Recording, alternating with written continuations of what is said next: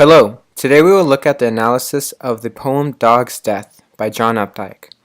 This slideshow will be presented by Eric Santana and Kyle Maerean. First, let us delve into the summary of the poem. If you would like to read the poem for yourself, feel free to pause the video here to get a full understanding of the story. Done reading? Alright. Well, let's continue. Essentially, the story takes place in a modern suburban household within a 12-hour time period. The dog in question starts out the day with a sort of accident.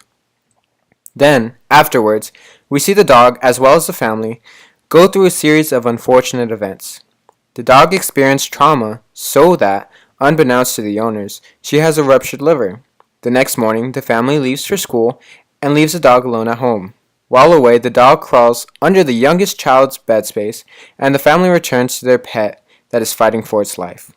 On their way to the vet, the dog passes away, and the author brings the poem to a close.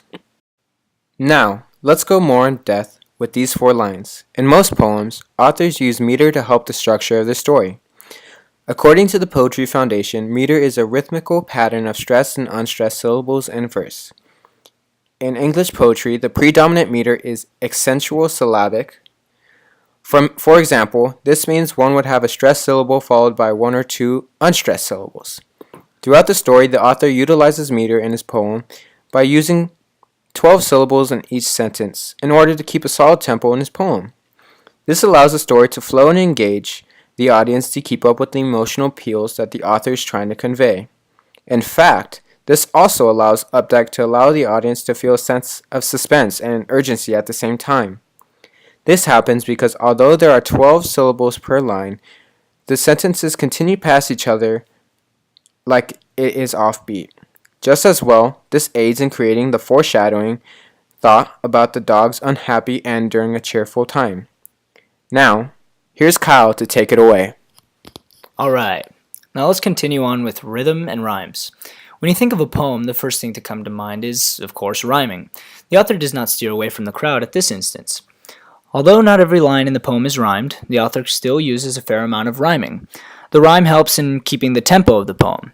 We can obviously see examples of this in these lines.